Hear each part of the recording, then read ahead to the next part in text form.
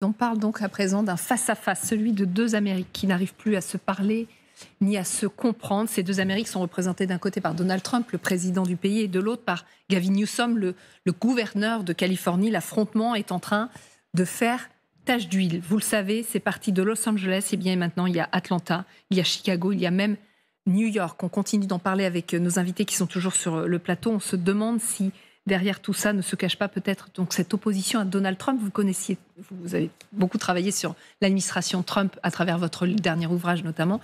Est-ce que justement ce à quoi on est en train d'assister, c'est peut-être la fameuse opposition à Donald Trump qui était très timide depuis le début de son deuxième mandat, qui est en train de se réveiller? C'est vrai que depuis des mois et depuis la victoire de Trump en novembre, les démocrates ont disparu de la circulation. On n'entendait absolument plus aucun de ceux-là exister, ni même tout simplement critiquer. Il n'y avait pas une tête qui dépassait. Et tout ça, quelque part, évidemment, a arrangé Trump pour mettre en place son programme pour lequel il avait été élu. Je rappelle quand même qu'un certain nombre d'Américains ont soutenu la stratégie de Trump, mais également ce type de mesures à l'égard notamment de l'immigration illégale, et en particulier, évidemment, en Californie, quand on connaît un peu la situation à Los Angeles. Je crois que Donald Trump est en train d'ouvrir un boulevard, probablement pas ce qui peut l'arranger, en tout cas dans cette situation, à Gavin Newsom, le gouverneur de Californie, qui n'attendait probablement peut-être que ça et qui l'instrumentalisera aussi évidemment, puisque depuis un certain temps, il est pressenti pour être probablement un des candidats papabilé, on va dire, de la prochaine élection américaine. Et comme les démocrates ont été laminés après l'élection, puisqu'il n'existait plus véritablement, celui-là va probablement incarner aujourd'hui le porte-parole. Et là, on est dans une crispation de ces deux Amériques qui existent depuis très longtemps. En réalité, l'Amérique de l'Amérique profonde, de la Bible Belt, très conservatrice, républicaine, très trumpiste, MAGA, et puis évidemment l'Amérique des côtes, dont Donald Trump n'a cure, puisque à la fois il les accuse d'être un temps communiste, un temps wokiste, et puis finalement de favoriser toutes les communautés, toutes les minorités qui ne lui plaisent pas véritablement. Donc il y a effectivement cette focalisation sur la Californie. Tout ça va clairement servir les intérêts du gouverneur. Il va falloir voir évidemment comment Trump va pouvoir essayer de canaliser tout ça, d'autant plus qu'on est dans une confrontation évidemment entre les pouvoirs de l'État fédéral et puis évidemment la liberté, et jusqu'à quel point la liberté de l'État de Californie sera préservée. Mais pour Trump, il considère qu'il est dans son bon droit.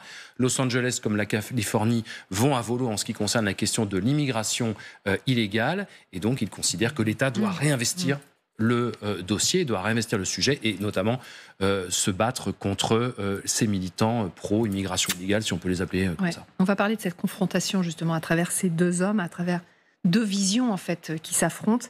Et Donald Trump donc qui essaye de faire passer ces émeutes pour des émeutes d'étrangers clandestins qui s'érigent contre la loi américaine. Écoutez. Ce sont des animaux. Ils portent fièrement les drapeaux d'autres pays, mais ils ne portent pas le drapeau américain. Ils ne font que le brûler. Est-ce que vous avez vu beaucoup de drapeaux être brûlés? Ils n'étaient pas brûlés par des gens de notre pays ou par des gens qui aiment notre pays. Les personnes qui brûlent le drapeau américain devraient aller en prison pendant 1 an. Très simplement, nous allons libérer Los Angeles et la rendre à nouveau libre, propre et sûre. Cela va se passer très vite. Voilà, nous allons libérer Los Angeles. Les mots sont extrêmement forts. Et puis le mot animaux qui est donc utilisé pour désigner les manifestants, et ça fait bondir les habitants de Los Angeles. Par exemple, Jimmy Kimmel, c'est un célèbre présentateur à la télévision américaine. Voilà ce qu'il dit. Donc Donald Trump veut qu'il y ait une guerre ici. Et il se fiche de savoir qui sera blessé. Il n'y a pas d'émeute dehors. On a davantage de troubles ici quand l'une de nos équipes remporte un championnat. Donald Trump est en train de créer un chaos qui n'existe pas. Alors moi, ce que je pense de mon petit fauteuil, de là où je suis, parce que c'est vrai qu'aux États-Unis, c'est un pays tellement grand. Los Angeles, c'est une ville tellement grande, c'est un département littéralement. C'est parce qu'en fait, les troupes, c'est tout à fait localisé. C'est pas du tout Los Angeles n'est pas à feu à sang. Il y a quelques quartiers qui sont simplement déstabilisés. Le reste de la ville vit parfaitement normalement, bien évidemment. Le deuxième point, c'est que ça arrange tout le monde. ça arrange les démocrates, tel que vient de le dire Sébastien à l'instant, parce qu'évidemment, c'est une manière de se refaire la cerise, comme on dit. Ils viennent de se prendre le choc de l'élection de Trump au mois de janvier, et depuis 4-5 mois, il ne se passe rien, et d'un coup, ils ont une bouffée d'air frais. Donc, dans le cadre politique, c'est intéressant pour eux d'agir là-dessus. Ils reviennent aux affaires. Premier point. Le deuxième point, Trump, ça l'arrange aussi. Pourquoi ? Parce qu'il va au bout de sa campagne électorale, il va au bout de ses promesses, et il dit, voilà, moi, je voulais éjecter X%, parce qu'il faut savoir que 20% de la population de Los Angeles, c'est une population immigrée clandestine. Alors, il y a peut-être un intérêt, je dirais, économique, etc., probablement. Mais on voit bien que ça fait partie des axes de campagne de Trump, bien évidemment. Donc là, il va au bout de son processus. Donc il dit, voilà, moi, je suis un vrai de vrai, je vais au bout de processus. Et non seulement ça, il met en place la garde nationale. Je veux dire qu'il met le paquet, parce qu'à la limite, il aurait pu traiter le problème avec la police, tout simplement. La police de Los Angeles n'était pas débordée. Donc, oui, elle n'est pas débordée. Et puis elle est plutôt... Une ville comme ça, il y a des milliers de personnes. Il n'y a pas besoin de 2000 gardes en plus. C'est vraiment la garde nationale, c'est extrêmement symbolique. La garde nationale, c'est dans les États... Quand c'est la crise est internationale, ils ont été en Irak, par exemple, 40% des effectifs, ou bien dans les cas de problèmes humanitaires, rappelons-nous en Floride, etc. Donc, encore une fois, l'outil, c'est de la communication politique. Alors évidemment, c'est la communication politique américaine. C'est-à-dire qu'en fait, là, ils ne vont pas avec le dos, ils vont avec la batte de baseball. Donc, c'est ça qui est impressionnant. Vu d'ici, on dit, mais qu'est-ce qu'ils font ? En fait, c'est un jeu politique qui se remet en place dans le cadre, c'est une espèce de cadre bilatéral. Les démocrates retrouvent un espace de discussion, et les républicains aussi. Voilà. Maintenant, malheureusement, on verra ce que ça va donner dans les mois qui viennent. Mais c'est vrai que ce sujet-là est un sujet qui est mondial. Le sujet de l'immigration, on a le même problème en Europe. Donc on voit bien que Trump, lorsqu'il agit comme ça, indirectement, il envoie un message aux Européens qui ont le même problème. Alors c'est pas les mêmes densités, c'est pas la même problématique, mais on est dans une situation où la problématique numéro 1 ou numéro 2 des Français ou des Européens, c'est l'immigration, que je sache. Ouais. Donc, mais là, il y a une utilisation, ce que vous dites, il y a une utilisation politique. Et clair. Les démocrates, visiblement, aussi s'en saisissent. Écoutez donc justement le gouverneur de Californie qui incite les manifestants à poursuivre leur opposition. En ce moment, nous avons tous besoin de nous lever et d'être tenus de rendre des comptes à un niveau plus élevé. Si vous exercez vos droits au titre du premier amendement, je vous en prie, faites-le pacifiquement. Je sais que beaucoup d'entre vous ressentent une profonde anxiété, du stress et de la peur, mais je veux que vous sachiez que vous êtes l'antidote à cette peur et à cette anxiété. Ce que Donald Trump veut le plus, c'est votre fidélité, votre silence, pour être complice de ce moment. Ne lui cédez pas. Ne lui cédez pas. Donc, est-ce que Gavin Newsom s'empare aussi de cette crise pour des raisons personnelles? De toute manière, il en rêve de briguer les plus hautes fonctions. Et on l'avait vu lors de la précédente campagne, où lorsqu'on parlait déjà de la défection de Joe Biden, on voyait très bien qu'il essayait de se placer comme une alternative potentielle. Il a été dans le viseur de Donald Trump au moment des feux de forêt, évidemment, à Los Angeles, où il a été beaucoup accusé par l'administration Trump d'avoir très mal géré la situation. Et là, il tient sa revanche. C'est vrai qu'on l'accuse de mal gérer, on accuse les autorités locales de mal gérer ce qui se passe. Et lui, il dit, mais non, en fait, tout ça est instrumentalisé par Donald Trump pour orchestrer un chaos qui, en réalité, n'existe pas. Ce que ne cesse de dire le gouverneur et la maire de Los Angeles, c'est qu'ils ont parfaitement les moyens de venir à bout de ces événements qui restent quand même, comme on le disait tout à l'heure, assez localisés.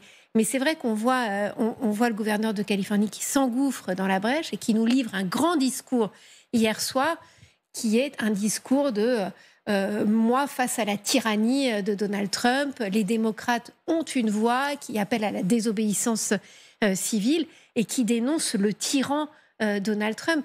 C'était l'un des angles d'attaque, rappelez-vous, de la campagne de Kamala Harris, voire même de Joe Biden avant qu'il renonce, de dire attention à la dérive autoritaire de Donald Trump. Et là, finalement, les démocrates disent, vous voyez, on avait raison. Est-ce qu'il y a une dérive autoritaire aujourd'hui aux États-Unis, là ? Vaste question. Il y a un contexte global dans beaucoup de démocraties de volonté de retour à l'ordre ou à l'autorité. En Europe comme aux États-Unis. Après, il y a des problèmes fondamentaux qui sont difficilement solubles dans le laisser-aller ou dans la stratégie de continuer à mettre la poussière sous le tapis. Parce que ce que le gouverneur de Californie, évidemment, ne dit pas, c'est que Los Angeles, c'est très, très spécifique. Effectivement, le colonel l'a dit tout à l'heure sur la question de l'immigration illégale, sur la tension des relations avec le Mexique. Mais en termes de violence, certes, Trump n'a peut-être, encore une fois, pas toujours la méthode ou quoi aux caisses, c'est le moins qu'on puisse dire. Mais comment on vient à bout d'un problème qui est très localisé dans ce coin-là, où toutes les télés se sont empressées depuis des mois et des mois de faire des reportages sur la violence quotidienne à Los Angeles, sur ces gens qui sont drogués au fentanyl et qui se baladent comme des zombies dans cette ville. Donc moi je veux bien que Newsom profite de l'occasion, ce qui peut aussi se retourner contre lui, parce qu'il n'y a pas juste à dire Donald Trump s'y prend très mal, il veut pratiquement raser Los Angeles de la violence, de l'immigration illégale et de tout ce qui pourrait poser encore problème à Los Angeles, mais Newsom, évidemment, ne montre pas l'image terrible de ce qu'est aujourd'hui Los Angeles, comme beaucoup de villes américaines, même de poches de pauvreté terrifiantes et de gens. Le fentanyl, enfin, vous avez vu les reportages comme moi, c'est effrayant et c'est véritablement